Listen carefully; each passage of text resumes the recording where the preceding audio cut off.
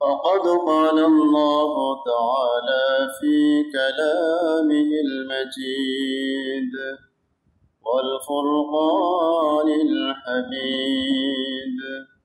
أعوذ بالله من الشيطان الرجيم. بسم الله الرحمن الرحيم.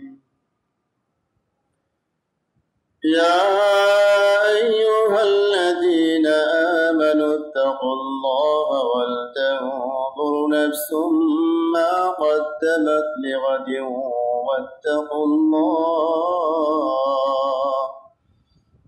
إن الله خبير بما تعملون. ولا تكونوا كالذين نسوا الله فأنساهم أنفسهم أولئك هم الفاسقون.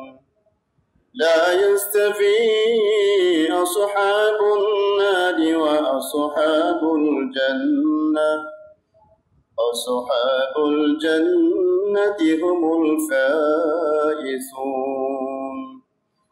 لو أنزلنا هذا القرآن على جبل لرأيته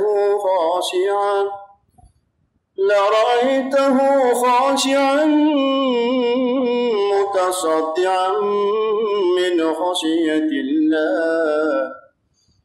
وتلك الأمثال نضربها للناس لعلهم يتفكرون.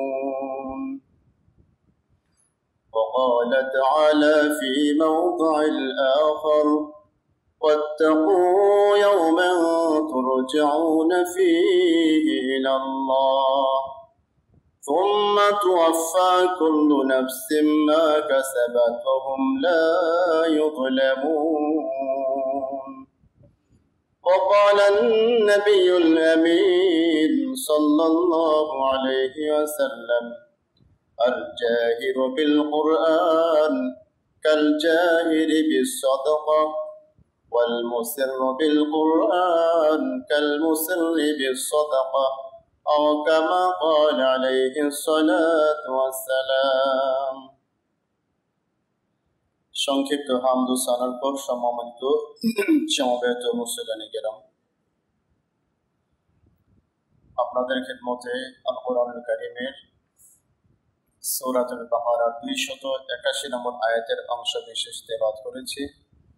প্রিয় নবী মুহাম্মদ রাসূলুল্লাহ সাল্লাল্লাহু আলাইহি ওয়াসাল্লামের মুখ নিঃসৃত অসংখ্য বাণী থেকে ছোট্ট একটি হাদিস শরীফ তেলাওয়াত করেছি।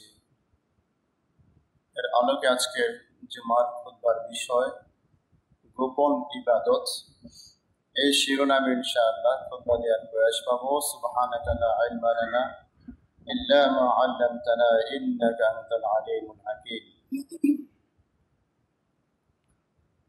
সম্মানিত মুসলিম কেরাম, আমরা প্রত্যেকে এসেছি আল্লাহ সুবহানাহু ওয়া তাআলার ফরজ বিধান পালন করার জন্য।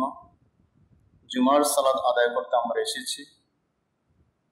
অনেক ইবাদত আছে যেগুলো বনু আদম প্রকাশ্যে উদযাপন করবে, কোনো কোনো ইবাদত আছে যেগুলো প্রকাশ্যে অথবা অপ্রকাশ্যে সেটা তার ইচ্ছাধীন। যেমন পুরুষদের জন্য মসজিদে এসে সালাত কায়েম করা ফরজ, এটা তাদের জন্য আবশ্যক যে ওনারা জামাতের সাথে সালাত আদায় করবেন। এটা হলো প্রকাশ্য ইবাদত। কোরআন তিলাওয়াত, এটা আমরা চাইলে সবার সামনেও তিলাওয়াত করতে পারি অথবা একান্তে গোপনে সেটা আমরা তিলাওয়াত করতে পারি। প্রকাশ্যে এবং গোপনে দুইভাবে আল্লাহ সুবহানাহু ওয়া তাআলার রেজামন্দি হাসিল করার সুযোগ আছে। তো প্রকাশ্যে কি কি আমল আমরা সেদিকে না গিয়ে গোপনে কি আমল করা যায় এবং সেগুলোর মাধ্যমে আল্লাহ সুবহানাহু ওয়া তাআলার রেজামন্দি লাভে ধন্য হওয়া যায়, আজকে তার অংশ বিশেষ ইনশাআল্লাহ আপনাদের সামনে তুলে ধরার চেষ্টা করব। আল্লাহ সুবহানাহু ওয়া তাআলা ইরশাদ করছেন, ওয়াত্তাকু ইয়াওমান তুরজাউনা ফীহি ইলাল্লাহ, তোমরা সেই দিনকে ভয় করো যেদিন তোমরা তার কাছে ফিরে যাবে।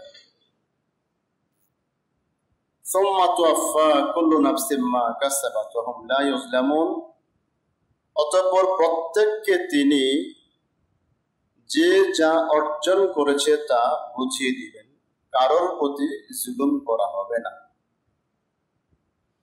দুনিয়ার জীবনে আমাদের যার যতটুকু অর্জন হোক, সেটা ভালো অথবা মন্দ, প্রত্যেকটা বনু আদম বুঝে পাবে। তবে সেক্ষেত্রে একটা বিষয় আছে, আমরা যারা সালাত আদায় করতে এসেছি, 5 ওয়াক্ত সালাতে যারা অভ্যস্ত, গরিব দুঃখী অনাথ দুস্থ কাঙ্গালদের প্রতি যারা সদা সর্বদা সহনশীল, সহানুভূতিশীল এবং সহমর্মিতা প্রকাশ করে, দান দাক্ষিণ্য করে আল্লাহ সুবহানাহু ওয়া তাআলার অন্যান্য ফরজিয়াতকে বাস্তবায়ন করার জন্য চেষ্টা করে, তাদের একটা ভয় হলো কখনো কখনো তাদের সঞ্চিত আমলগুলো উড়ে যাবে, আল্লাহ পাক সেগুলো উড়িয়ে দিবেন। কিছু গোপন পাপ আছে যে পাপের কারণে আল্লাহ পাকের ক্রোধ আবশ্যক হয়। কিছু গোপন পাপ আছে আল্লাহ পাকের রাগ এবং ক্রোধ ওই বান্দার প্রতি আবশ্যক হয়, যার কারণে সারা জীবনের সঞ্চিত নেকিগুলো আল্লাহ পাক উড়িয়ে দিবে।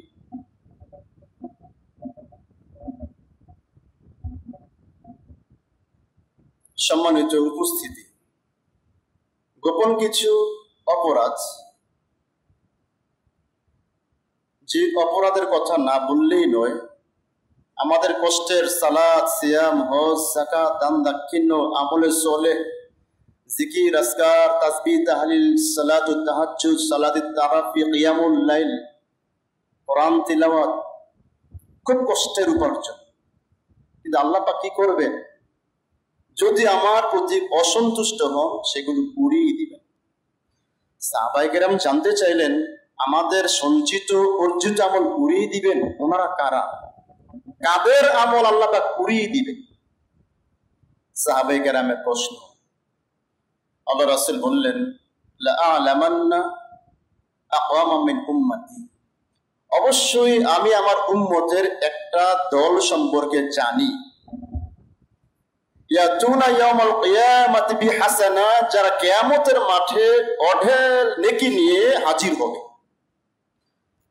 কিয়ামতের মাঠে বিস্তর নেকি নিয়ে হাজির হবে আমার উম্মতের এক দল। আমসালে জিবালে তিহামাতা বাইজান, আমলের ওজন কতটুকু? কতটুকু আমল? রাসূল বললেন, তিহামার শুভ্র পর্বত সম। পর্বত কি? বিশাল বিশাল পাহাড়কেই তো পর্বত বলে। বিশাল পর্বত সম আমল নিয়ে কিয়ামতের মাঠে হাজির হবে। পর্বতটা কিভাবে হলো? ওই যে আমরা সালাত আদায় করেছি, কত মানুষ আহাজারি করেছে, তার পার্শ্বে আপনি দাঁড়িয়েছেন, অঢেল পয়সা খরচ করে হজ ব্রত পালন করেছেন, দুঃখীর পার্শ্বে দাঁড়িয়েছিলেন, সময় সুযোগে তাহাজ্জুদের সালাত আদায় করেছি, আল্লাহকে ডেকেছি, আল্লাহ পাক আমলগুলোকে বিশাল পাহাড়ে রূপ দিয়েছেন। এই আমল নিয়ে কিয়ামতের মাঠে সে হাজির হবে। ফাজআলনাহু আযজা ওয়া জাল্লা হাবা মানসুরা, আল্লাহ পাক কি করবেন? তিহামার শুভ্র পর্বতসম আমলগুলোকে আল্লাহ পাক উড়িয়ে দিবেন, টুকরো টুকরো করে খড় কুটার ন্যায়, গাছের শুকনো পাতার ন্যায় উড়িয়ে দিবেন। সাহাবায়ে কেরাম জানতে চাইলেন, সিফহুম লানা জাল্লিহিম লানা ইয়া রাসূলুল্লাহ, আল্লাহর রাসূল, কার আমল উড়ে যাবে? কার আমল উড়ে যাবে? তাদের বৈশিষ্ট্য বর্ণনা করুন। কি অপরাধ তাদের, কি দোষ তাদের, আমলগুলো উড়ে যাবে? আল্লাহ রাসূল বললেন, ইন্নাহুম ইখওয়ানুকুম ওয়া মিন জিলদাতিকুম, আসলে এরা তোমাদেরই ভাই, এরা তোমাদেরই ভাই, তোমাদের ভাতৃগোষ্ঠীর। ইয়াখুযুনা মিনাল লাইলি কামা তাখুযুন, তোমরা রাতের বেলায় যেরকম সালাত আদায় করো, ইবাদত করো, যাদের আমল উড়িয়ে দেওয়া হবে তারাও তোমাদের মতোই আমল করছে। অপরাধটা কি? রাসূল বলেন, ওয়ালাকিন্নাহুম আকওয়াম, কিন্তু তারা এমন এক সম্প্রদায়, লাউ ফারাহু বিমাহারিমিল্লাহি ইনতাকুহা, এরা যখন একান্তে চলে যায়, নির্জনে থাকে, লোকচক্ষুর অন্তরালে চলে যায়, আল্লাহ পাক যে সমস্ত বিষয়ে তাকে হারাম করেছেন ওই হারাম কাজে সে লিপ্ত হয়, এটি অপরাধ। যে সমস্ত বিষয় তার জন্য হারাম ছিল, একান্ত গোপনে ওই হারাম কাজে সে জড়িয়ে পড়ে, অপরাধ এটাই। এই অপরাধে তিহামার শুভ্র বরফ সমতুল্য নেকিগুলো আল্লাহ পাক উড়িয়ে দিবেন টুকরা টুকরা করে, কিছুই থাকবে না। অপরাধ একটাই, সবার সামনে ভালো মানুষ, ভদ্র মানুষ, বুঝেই যাচ্ছে না যে একান্ত গোপনে এই লোক এই অপরাধে জড়িয়ে যাচ্ছে। আল্লাহ পাক তাদের প্রতি এত নাখুশ হন, এত নারাজ হন যে সারা জীবনের সমস্ত সঞ্চিত আমলগুলোকে বাতাসের সাথে উড়িয়ে দেবেন, কিছুই থাকবে না। এটা হলো গোপন অপরাধ। সবার সাথে সালাতেও ঠিক, আমরা যেরকম সালাত আদায় করছি রাতের বেলায়, ওনারাও রাতেই সালাত আদায় করছে, সমস্ত কাজ সবার সাথে জড়িত করছে সাথে সাথে, কিন্তু গোপনে গোপনে এমন এমন পাপে জড়িয়ে যায় যেটা আল্লাহ পাক তার জন্য হারাম করেছিলেন। আল্লাহ পাক তার প্রতি ক্রুদ্ধ হন, রাগান্বিত হয়ে জীবনের সমস্ত আমলকে নস্যাৎ করেন, কিছুই রাখেন না। তাহলে বোঝা গেল গোপন যে পাপগুলো হয়, গোপনে যে পাপগুলো আমাদের দ্বারা সম্পন্ন হয়, আল্লাহ পাক যথেষ্ট রাগান্বিত হন। গোপনের পাপগুলো কি, হাদিসের ব্যাখ্যা আমরা যাইনি। এর মধ্যে অনেক পাপ হতে পারে। যে সমস্ত বিষয় আমাদের জন্য হারাম, পরনারীর দৃশ্য দেখা হতে পারে। এটা কোথায় দেখে? মানুষকে লোকালয়ে বসে দেখে, বাস স্টেশনে বসে দেখে, সবার সামনে বসে দেখে, ওই জায়গায় দেখে যেখানে কেউ থাকে না, এটা হারাম। পরনারীর সাথে একান্তে বসবাস করে, একান্তেই করে, সবার সামনে সে নির্জনে থাকে না। অন্যের সম্পদ যে নিজের জন্য করে, সবাইকে জানিয়ে শুনিয়ে করে না, গোপনে গোপনে কারোর সাথে পরামর্শ করে কাজটা করে ফেলে।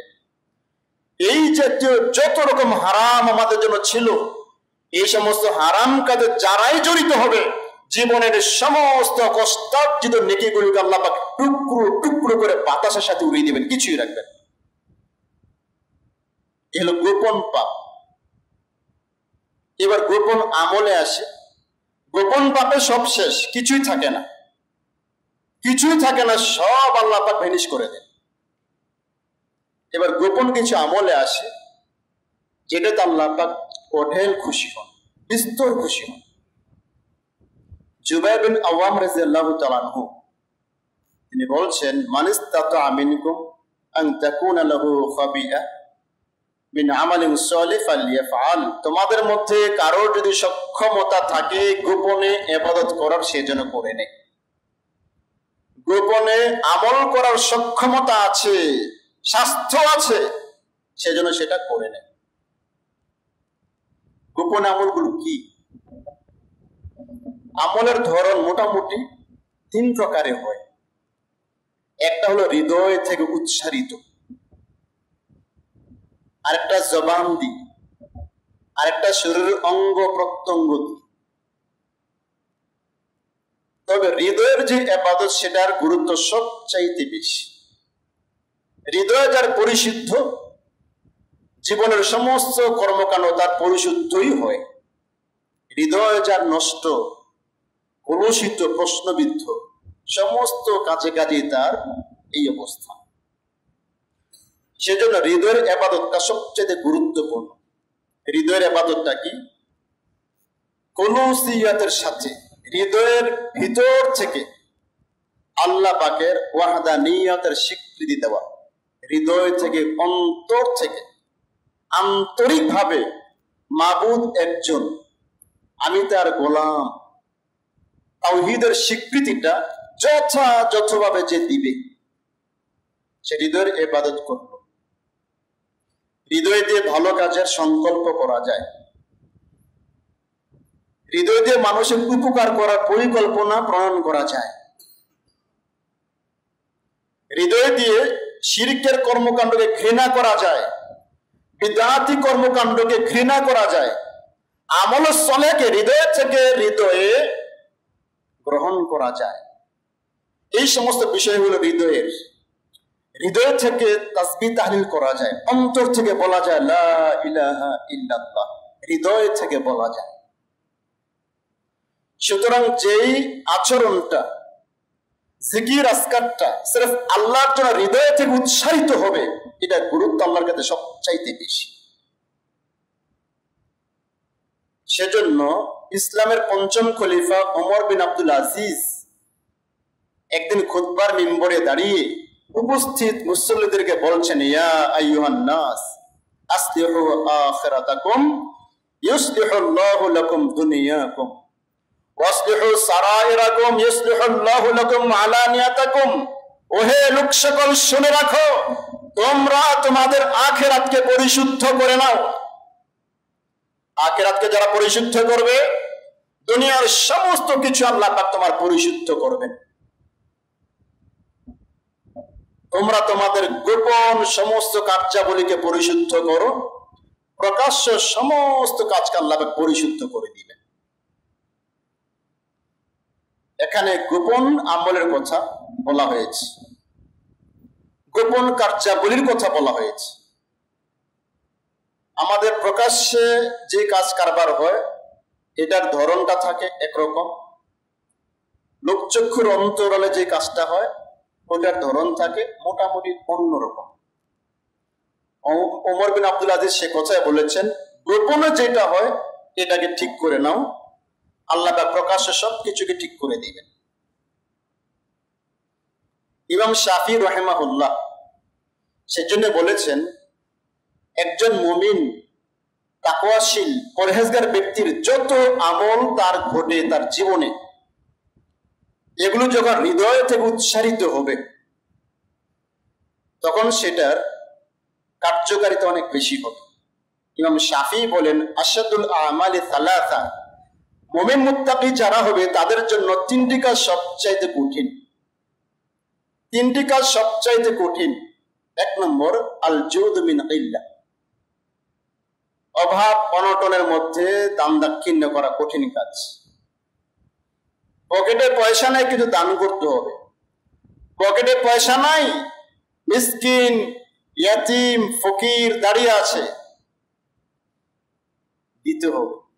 এই কাজটা যে করতে পারে সে একটা কঠিন কাজ করলো, ইমাম শাফি বললেন। তিনি আরো বলেছেন, ওয়াল ওয়ারাউ ফি খালওয়া, আরেকটা কঠিন কাজ হলো গোপন আল্লাহকে ভয় করা। সবার সামনে তো আমরা খুবই ভালো মানুষ, সবার সামনে আমি ভালো, পরিপাটি, পরিশুদ্ধ মানুষ। আমি আমার একান্ত কক্ষে কেমন আছি, নির্জন পাহাড়ে কেমন আছি, পাদদেশে কেমন আছি, সাগর পারে আমি কেমন আছি, এটা হলো মৌলিক বিষয়। সবার সামনে ভালো মানুষ, কিন্তু একান্তে আমি কেমন? একান্তে যে লোক আল্লাহকে ভয় করে, এই কাজটাই কঠিন কাজ, সেই লোকটাই ভালো মানুষ। গোপন আমল এগুলো। 3 নম্বর, কালিমাতু হাক্কিন ইনদা মান ইউরজা ইয়াখাফ, এমন লোকের সামনে সত্য কথা বলা যার কাছে কিছু আশা করা হয় এবং তাকে ভয়ও লাগে। এমন শাসকের সামনে সত্য কথা বলা, যার কাছে কিছু চাচ্ছি আমি, আবার তাকে দেখলে ভয় লাগে, ভয় হয়, কি থেকে কি করে ফেলে, কি থেকে কি বলে ফেলে। গিয়ে দেখছেন তার কাছে ডান হাতে সিগারেট, বাম হাতে চায়ের কাপ। বর্তমান সমাজে এই জাতীয় সভ্য মানুষের অভাব নাই, অভাব নাই। ডান হাতে ধূমপান চলছে, বাম হাতে পানির গ্লাস। কত শিক্ষিত আমরা, আহা শিক্ষিত জাতি। আপনার রাসূল কিভাবে আপনাকে আদব কায়দা শিখেছেন খাদ্য গ্রহণে, পানাহারে, আজকে আমরা বেমালুম ভুলেই গিয়েছি।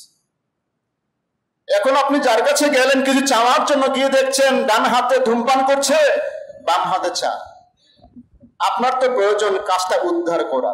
এখন কি বলার সময় আপনি চাটা ডান হাতে নেন? ইমাম শাফি বলেছেন, যে লোকটা বলতে পারবে, স্যার আমি তো রাসূল থেকে শুনেছি, রাসূল তো পানাহার ডান হাতে করতে বলেছেন, এই কথাটা যে বলতে পারবে সে একটা কঠিন কাজ করলো, কঠিন থেকে একটা কঠিন কাজ করলো, খুব সুন্দর একটা কাজ করেছে, এবং এটার দায়িত্ব আমাদের উপরও পড়ছে। সম্মানিত উপস্থিতি, তাহলে গোপনে কাজ করার মতো অনেক বিষয়ের মধ্যে তাকওয়া, আল্লাহর ভয়, গোপন আল্লাহকে ভয় করা। 2 নম্বর বিষয় হলো নিয়ত করা সৎ কাজের নিয়ত করা, হৃদয় থেকে পরিকল্পনা করা যে আমি এই কাজ করব। আর নিয়তটা কিন্তু নিজেই করে বেশিরভাগ, কখনো কখনো পরামর্শ সাপেক্ষে হয়, কখনো কখনো নিজ থেকে হয়। নিজ থেকে যে লোকটা সৎ কাজের পরিকল্পনা করে, এই কাজটা উত্তম। একটা লোক আদেশ শুনেছে শহীদের মর্যাদা অনেক বেশি আল্লাহর কাছে, শহীদের মৃত্যু খুব মর্যাদা মণ্ডিত মৃত্যু, লোকটা শুনেছে। এখন তো আর জিহাদ চলছে না, জিহাদের পরিবেশ আপাতত আপনার নাই, কিন্তু রাসূল বলেছেন জিহাদ করে যে লোকটা মরলো সে শহীদের মর্যাদা পাবে, তার দরজা অনেক ঊর্ধ্বে। আপনি এখন কি করবেন? আপনার তো শহীদের মর্যাদা পেতে চান, মনে চায়। রাসূল বলেছেন মান সালাল্লাহ শাহাদাতা বিসিদকিন, হৃদয় থেকে সে চিন্তা করেছে, মালিক আমি আপনার দরবারে শহীদি মৃত্যু নিয়ে সাক্ষাৎ করতে চাই, আমি শহীদি মৃত্যু আপনার কাছে চাই। যদি হৃদয়ে সবসময় এটা থাকে, চিন্তাটা থাকে, পরিকল্পনা থাকে, রাসূল বলেছেন বাল্লাগাল্লাহু মানাজিলা শুহাদা ওয়া ইন কানা মাতা আলা ফিরাশিহি, এই লোকটা যে চিন্তা করলো, নিয়ত করলো শহীদের মৃত্যু যেন পায়, কল্পনা করছে, ফরিয়াদ করছে, আর্তনাদ করছে, শহীদের মর্যাদা আমার প্রয়োজন, ওই মৃত্যুটা আমার প্রয়োজন। রাসূল বললেন লোকটা যদি বিছানায়ও কাতরাতে কাতরাতে মৃত্যুবরণ করে, নিজের ঘরে মরে, তারপরও সিরেফ আমলে সলেহের নিয়তের কারণে বিছানায় মরার পরও সে শহীদের মর্যাদা পাবে। এটা হলো হৃদয়ের গোপন ইবাদত, সৎ কাজের ভালো নিয়ত করা হৃদয় থেকে, এগুলো গোপন ইবাদত। তাহলে যে যেখানে মৃত্যুবরণ করি, আকাঙ্ক্ষা ছিল, তামান্না ছিল শাহাদাতের, বিছানা মরল, আল্লাহ পাক সেই আশা আপনার পূর্ব করবেন ইনশাআল্লাহ। 3 নম্বর, কোরআন তিলাওয়াত করা। কোরআন তিলাওয়াত আমরা তো করছি, সবার সামনেও করি, গোপনও করি, সবার সামনে করছেন, করেন, সমস্যা নেই, তাতেও বাধা নাই। তবে এখানে কিছু ফজিলতের বিষয়ে তারতম্য আছে। আল্লাহ রাসূল বলেছেন আল জাহিরু বিল কুরআন কাল জাহিরি বিসাদাকা ওয়াল মুসিররু বিল কুরআন কাল মুসিররি বিসাদাকা, যারা প্রকাশ্যে কোরআন তেলাওয়াত করে তাদের নেকি হলো যারা প্রকাশ্যে দান করে তাদের নেকি, যারা গোপনে সবার আড়ালে তেলাওয়াত করে, যারা গোপনে দান করে তাদের মর্যাদার সমতুল্য। প্রকাশ্যে দান করছি আমরা, নেকি আছে, কিন্তু মাহরুম কিন্তু কেউ হচ্ছে না। গোপনে দান করতে সেখানেও নেকি আছে, তো প্রকাশ্যে যারা কোরআন তেলাওয়াত করছি তাদের নেকিটা হবে প্রকাশ্যে দানকারীর সওয়াবের নেই। গোপনে যারা কোরআন তেলাওয়াত করছি তাদের নেকি হবে গোপনে যারা তেলাওয়াত দান করছে তাদের সওয়াবের নেই। এক্ষেত্রে আমরা চেষ্টা করব মানুষকে শিখানো, এটা তো গোপনে হয় না, প্রকাশ্যেই হয়। এই জাতীয় বিষয় বাদ দিয়ে আমরা যারা তেলাওয়াত করছি আমরা চেষ্টা করব অন্য মুসল্লির জন্য ক্ষতি না হয়, আশেপাশে যারা ঘুমাচ্ছেন তাদের জন্য ক্ষতি না হয়, এই জাতীয় বিষয়গুলো খেয়াল করে আমরা যদি একান্তে তেলাওয়াত করি স্রেফ মাবুদকে রাজি খুশি করার জন্য, তাহলে গোপনে দান দাক্ষিণ্য করলে যে পরিমাণ নেকি সম পরিমাণ নেকি আমরা ইনশাল্লাহ পেয়ে যাচ্ছি। 4 নম্বর, গোপনে জিকির আজকার। গোপনে জিকির, গোপনে জিকির হাজার মানুষের ভিড়ও করা সম্ভব, লক্ষ মানুষের ভিড়ও সম্ভব। আল্লাহ সুবহানাহু ওয়া তাআলা বলছেন ওয়াযকুর রাব্বাকা তাযাররুআন ওয়া খীফা দুনাল জাহরি মিনাল কওল বিল গুদুবি ওয়াল আসাল। তুমি তোমার মালিককে স্মরণ করো ভীতি সহকারে, একান্ত গোপনে, কায়মন বাক্যে, চুপে চুপে তুমি তোমার মালিককে স্মরণ করো। জিকির আজকারের বেশ কিছু কথা আছে, আরো কিছু কথা আছে। আপনারা একটা হাদিস জানেন, কিয়ামতের মাঠে বিশেষ কিছু লোক আল্লাহ পাকের বিশেষ ছায়ায় স্থান পাবে। এই যে আজকে প্রচন্ড রোদে আসলেন, আমরা রাস্তা ধরে আসলাম, একটু হেঁটে আসতে কতই না কষ্ট হল। রাস্তার পাশে উঁচু দালান, যেখানে উঁচু দালানের ছায়াটা পেলে আমরা কি রাস্তা ঘেঁষে ছায়াটা ধরে ধরে হাঁটার চেষ্টা করি, যেন একটু হলো আরামটা পাই। বিল্ডিং এর ছায়াটা থেকে আমরা ফায়দা নেওয়ার চেষ্টা করেছি। আর বিচারের মাঠে কত দীর্ঘ পথ আমাকে পাড়ি দিতে হবে, কত সময় সেখানে দাঁড়িয়ে থাকতে হবে। উঁচু কোনো দালান করে থাকবে না, কোনো গাছগাছালি থাকবে না, আমাকে ছায়া দিয়ে শান্তির পরশ দিবে, পরশ ঝুঁকাবে। সেই প্রচন্ড রোদে কিছু মানুষ বিশেষ ছায়া স্থান পাবে। আল্লাহ রাসূল বললেন ওয়া যাকারাল্লাহ খালিয়ান ফাফাযাত আইনা, যে লোকটা গোপনে গোপনে মানুষ থেকে দূরে গিয়ে আল্লাহর জিকির আজকার করতে গিয়ে ফাফাযাত আইনা, চক্ষু বেয়ে বেয়ে অশ্রু সজল সে সঞ্চালনা করে। এই জাতীয় লোকগুলো সেদিন বিশেষ ছায়ার নিচে স্থান পেয়ে যাবে। এখানে মৌলিক কথা দুটি, গোপনে আল্লাহকে ডাকবে, জিকির আজকার করবে, ডাকতে ডাকতে আল্লাহর জান্নাত, আল্লাহর জাহান্নাম, আল্লাহর শাস্তি, এই সমস্ত বিষয়কে কল্পনা করে করে লোকটার চক্ষু থেকে অশ্রু বিসর্জন দিবে, পানি ফেলবে। তাহলে গোপনে জিকির আজকার, এটার গুরুত্ব অনেক বেশি। এর মাধ্যমে বিশেষ ছায়া নিজের স্থান পাওয়ার সুযোগ মিলে। 5 নম্বর,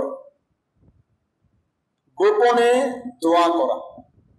গোপনে দোয়া করা, আল্লাহর কাছে বলা। আল্লাহর কাছে বলার ধরন অনেক। আমরা সালাতে রুকুতে থাকি, সালাতে সিজদায় থাকি, ইমামের সাথে থাকলে ঢের সময় আমরা পাই না। কারণ মুসল্লিদের সবার মন মেজাজ, সবার স্বাস্থ্য, সবার অবসর, ব্যস্ততা একটা। সেজন্য সকলকে সমন্বয় করার জন্য রাসূল একটা মাসলাক দিয়েছেন, সাধারণ যেন গতিবিধিতে হয়, যেন কারোর কষ্ট না হয়। বাচ্চাদের ঝামেলা থাকলে আরো সংক্ষেপ করার কথা বলা হয়েছে।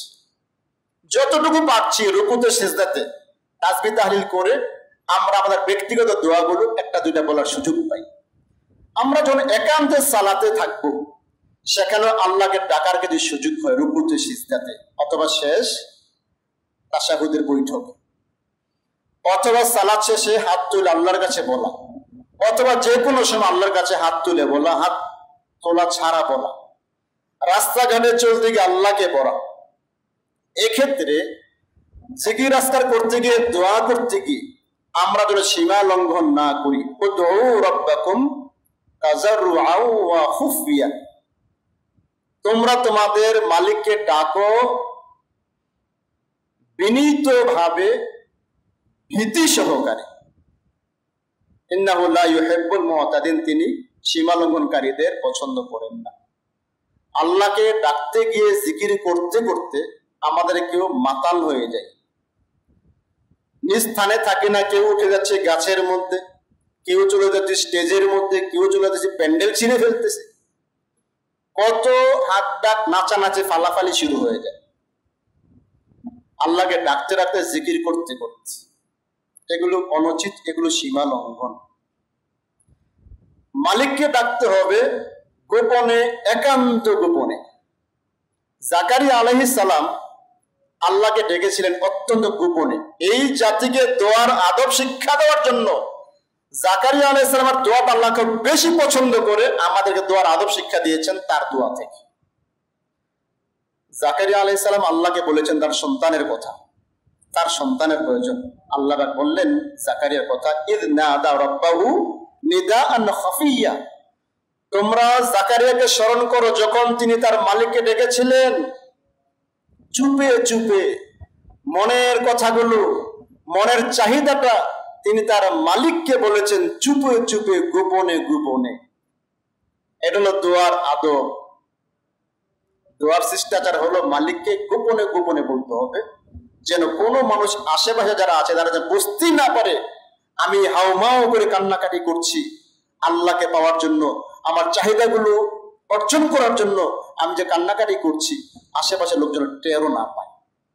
এইভাবে দোয়া করলে আল্লাহ পাক সে দোয়াটা কবুল করেন, এবং এটা গোপন ইবাদতের, গুরুত্বপূর্ণ ইবাদতের অন্তর্ভুক্ত। যেমনি ভাবে ইব্রাহিম আলাইহিস সালাম মক্কার বিজন পাহাড়ি উপত্যকায় স্ত্রী হাজেরা এবং ইসমাইলকে রেখে কি সন্তান স্ত্রীর সামনে দোয়া করেছিলেন? বাচ্চাদেরকে রেখে অনেক দূর চলে আসলেন।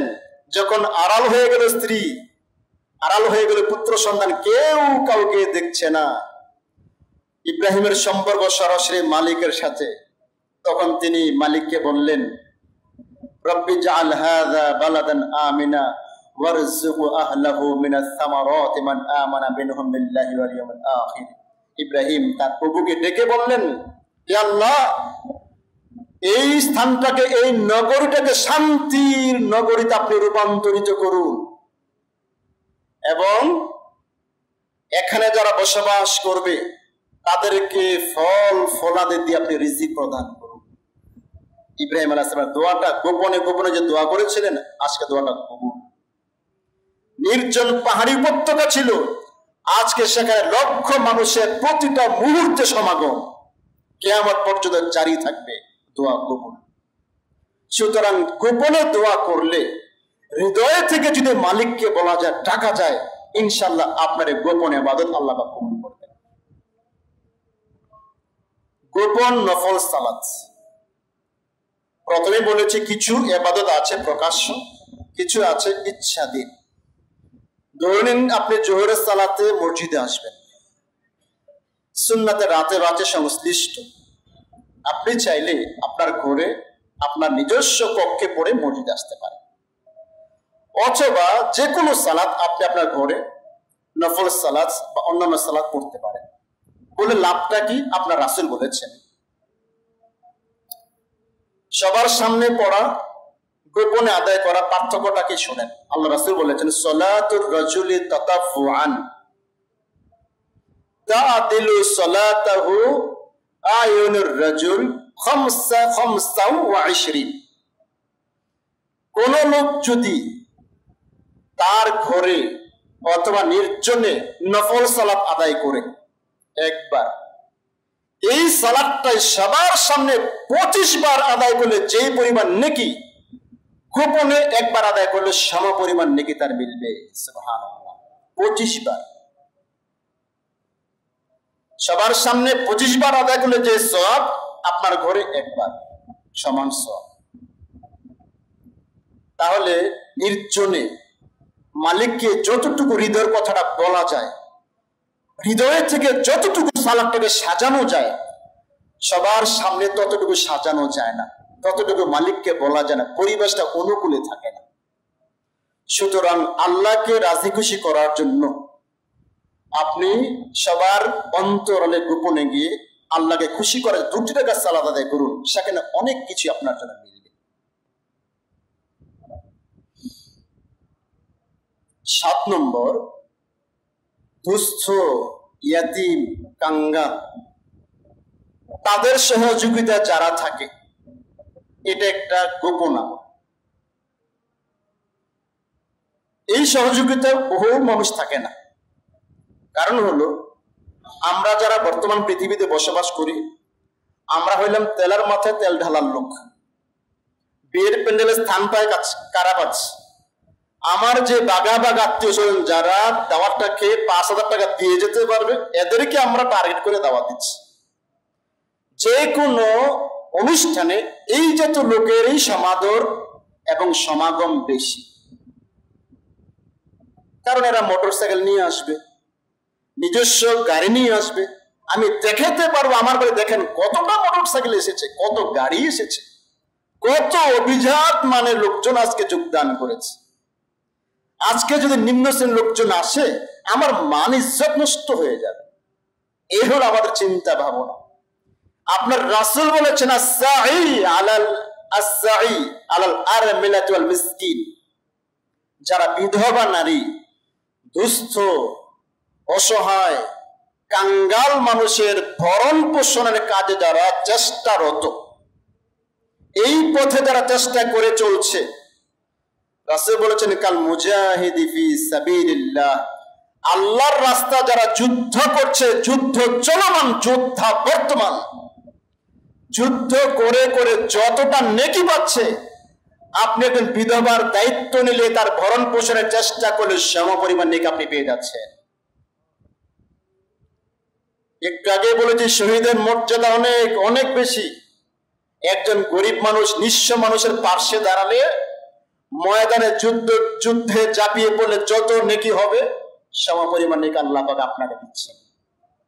2 নম্বর, কাল্লাযী ইয়াসুমুল লাইল, 2 নম্বর নেকি হলো ওই লোকটার ন্যায় যে লোকটা দিনভর সিয়াম পালন করে। বিধবা নারীর দায়িত্ব নিলে, মিসকিনের দায়িত্ব নিলে, দিনভর সিয়াম পালন করে যেই পরিমাণ নেকি, সম পরিমাণ নেকি আপনি পাচ্ছেন।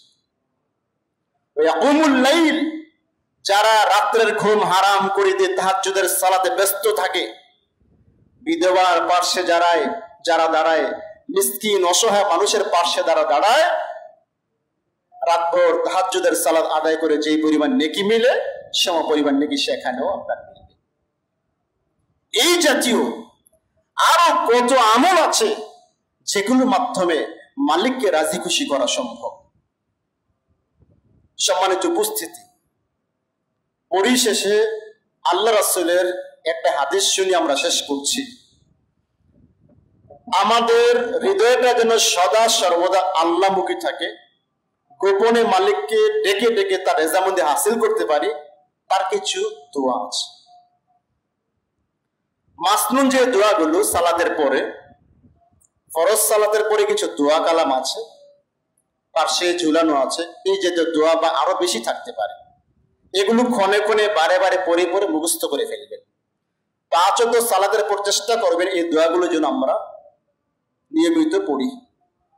সাথে আল্লাহ রাসূল আরো কিছু দোয়া বলেছেন। একটা দোয়া আছে, আল্লাহুম্মা ইন্নী আসআলুকাল হুদা ওয়াত তুকা ওয়াল আফাফা ওয়াল গিনা। অবশ্যই দোয়াটা সকলে পারার কথা, যদি আপনারা নিয়মিত সালাত আদায় করছেন। এখানে গুরুত্বপূর্ণ কথা বলা আছে।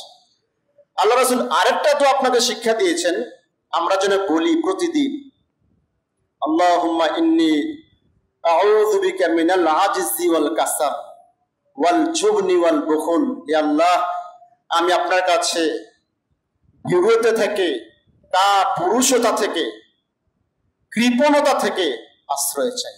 ওয়াল হারামি ওয়া আযাবিল কবর, বার্ধক্য থেকে আশ্রয় চাই, আরো আশ্রয় চাই কবরের শাস্তি থেকে, আযাব থেকে।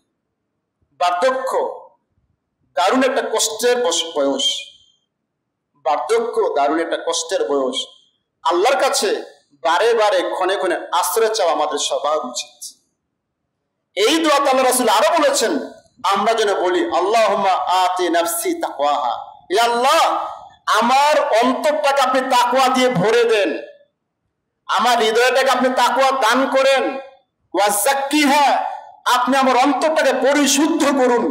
আনতা খায়রু মান যাক্কাহা, আপনি হলেন ওই সত্তা যেই সত্তাই হলেন সবচেয়ে বেশি পরিশুদ্ধকারী। রাসূল আরো বলেছেন একই দোয়াতে, আমরা যেন আরো বলি আল্লাহুম্মা ইন্নী আউযু বিকা মিন ইলমিন লা ইয়ানফা, হে আল্লাহ এমন লেখাপড়া থেকে, এমন বিদ্যা থেকে, এমন এলেম কালাম থেকে আশ্রয় চাই যে লেখাপড়া আমার কোনো কাজে আসে না, যে বিদ্যা বুদ্ধি আমার কোনো কাজে আসে না, বেকার লেখাপড়া, এই সমস্ত অহেতুক অনর্থক জ্ঞানার্জন থেকে আমি আপনার কাছে আশ্রয় চাই। এটা উচিত আমাদের সবার। শিক্ষিত মানুষ ঘরে ঘরে, গোটা দেশ ভরে গেছে শিক্ষিত মানুষে, অথচ জুলুম, লুণ্ঠন, দুরাচার, অনিষ্ট, অপহরণ, অনাচারে ভরে গেছে প্রত্যেকটা বাড়ি বাড়ি, প্রত্যেকটা সমাজ, প্রত্যেকটা এলাকা ভরে গেছে। কারা করছে? শিক্ষিত মানুষেরাই করছে। সুতরাং এগুলো কোনো লেখাপড়া না, এগুলো কোনো বিদ্যার্জন নয়। সেজন্য রাসূল বলেছেন আমরা যেন বলি, হে আল্লাহ এমন লেখাপড়া চাই না, এমন বিদ্যা চাই না যে বিদ্যা আমার জীবনে কোনো কাজে আসে না। রাসূল আরো শিখিয়েছেন আল্লাহুম্মা ইন্নী আউযু বিকা মিন কলবিন লা তাশবা লা ইয়াখশা, হে আল্লাহ এমন আত্মা চাই না যে আত্মা তোমাকে ডরায় না, তোমাকে ভয় পায় না, ওই আত্মা আমি চাই না। আল্লাহুম্মা ইন্নী আউযু বিকা মিন নাফসিন লা তাশবা, হে আল্লাহ এমন আত্মা চাই না যে আত্মা কখনোই পরিতৃপ্ত হয় না, শুধু চায়, তার চাহিদাই শেষ হয় না, এমন পচা আত্মা আমি চাই না। এমন পচা আত্মা থেকে আমি আশ্রয় চাই। ওয়া মিন দাওয়াতিন লা ইউস্তাজাবু লাহ, এমন দোয়াও আমি চাই না যে দোয়া তোমার দরবারে কবুল হয় না। এই দোয়াগুলো যদি নিয়মিত আমরা করতে থাকি হৃদয় থেকে, গোপন ইবাদত, এর মাধ্যমে আপনার প্রশান্তি মিলবে, এর মাধ্যমে আল্লাহ পাকের মদদ এবং সাহায্য মিলবে ইনশাআল্লাহ। আল্লাহ পাক আমাদের সকলকে তাকে ডাকার, গোপনে গোপনে তাকে ডেকে অশ্রু বিসর্জন দেওয়ার, তার নৈকট্য হাসিল করার তৌফিক দান করুন। আমিন। আকুলু কওলি হাযা আস্তাগফিরুল্লাহ লি ওয়া লাকুম ওয়া লিসাইরিল মুসলিমিন।